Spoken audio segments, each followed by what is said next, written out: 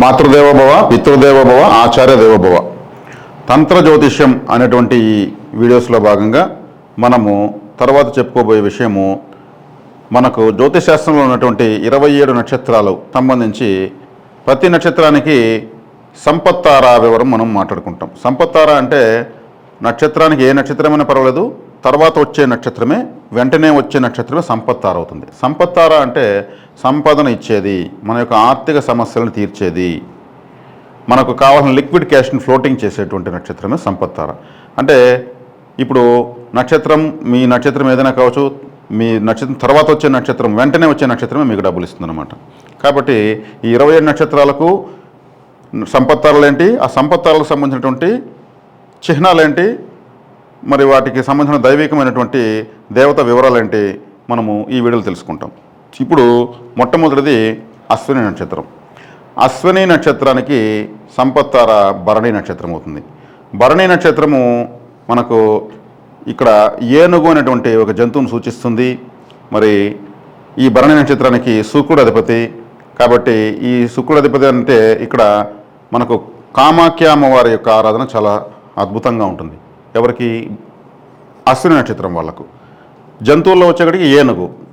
అంటే ఏనుగు అంటే ఇక్కడ వినాయకుడిని కూడా మనము ఆరాధించవచ్చు. ఎందుకంటే మనకు వినాయకుడు మూలాధారంలో ఉంటాడు. మనకు చక్రాసులో తీసుకుంటే మూలాధార చక్రంలో విఘ్నేశ్వరుడు ఉంటాడు. మరి కామాఖ్య అమ్మవారు కూడా మూలాధారానికి సంబంధించినటువంటి దేవత ఆమె. అంటే మూలాధారం అంటే డాక్యుమెంట్స్, మూలపత్రాలు అంటే మదర్ డాక్యుమెంట్స్ అన్నమాట.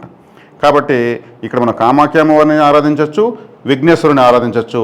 ఏనుగు సింబల్ని మనము ఉపయోగించవచ్చు. ఏనుగు సంబంధించినటువంటి విఘ్నేశ్వరుని సంబంధించిన ఫోటో పెట్టచ్చు, కాకపోతే నైవేద్యాలు పెట్టాలి. ఈ త్రికోణము కిందికి, త్రికోణము పైకి ఇలా కాకుండా కిందికి ఉన్నటువంటి త్రికోణం యొక్క సింబల్ కూడా మీరు ఉపయోగించుకోవచ్చు. తర్వాత భరణి నక్షత్రం. ఈ భరణి నక్షత్రం వాళ్ళు కృత్తికా నక్షత్రం సంబంధించినటువంటి ఆరాధన చేసుకుంటే వీళ్ళకు సంపత్తార బలపడుతుంది. కృత్తిక అంటే ఒక జ్యోతి, ఒక వెలుగు. అంటే మీరు ఏ ఆలయానికైనా వెళ్ళండి, ఎక్కువ దీపాలు వెలిగించాల్సింది భరణి నక్షత్రం వాళ్ళే. వాళ్ళకి సంపత్తార చిహ్నం వచ్చి కృత్తికా నక్షత్రం. కాబట్టి మీరు కర్పూరం వెలిగించవచ్చు, దీపాలు వెలిగించవచ్చు, హోమాలు చేయొచ్చు మీకు శక్తి ఉంటే.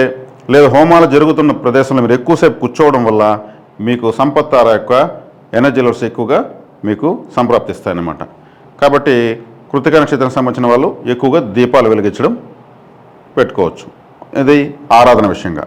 తర్వాత మీకు కృత్తికా నక్షత్రం వాళ్ళు, కృత్తికా నక్షత్రానికి సంపత్తార రోహిణి నక్షత్రం అవుతుంది. రోహిణి నక్షత్రం వాళ్ళు, ఈ రోహిణి అంటేనే పాలు, పెరుగు, వెన్న, పాల పదార్థాలు, నిండు చంద్రుడు. రోహిణి నక్షత్రంలోనే చంద్రుడు ఉచ్చస్థితి పొందుతాడు. కాబట్టి ఈ రోహిణి నక్షత్రంలో దాన్ని స్వీకరించినటువంటి దేవత ఎవరంటే శ్రీకృష్ణుల వారు. కాబట్టి శ్రీకృష్ణ ఆరాధన అత్యద్భుతంగా కృత్తికా నక్షత్రం వాళ్ళకు చాలా బాగా ఉపయోగపడుతుంది. ఇప్పుడు రోహిణి నక్షత్రం వాళ్ళు, రోహిణి నక్షత్రం వాళ్ళు ఏ విధంగా సంపత్తాలను బలపరుచుకోవాలంటే మృగశిర నక్షత్రాన్ని బలపరుచుకోవాలి. మృగశిర నక్షత్రం అంటే మృగశిర అంటే జంతువు లాంటి తల ఉన్నటువంటి దేవతలు. ఎవరు? వారాహేమవారు, ఆంజనేయ స్వామి, హయగ్రీవులు, అదేవిధంగా విఘ్నేశ్వరుడు, ఇటువంటి దేవత, అశ్విని దేవతలు, వీళ్ళంతా మృగశిర అనేటువంటి నక్షత్రానికి సంబంధించినటువంటి దేవతలు అవుతారు అనమాట.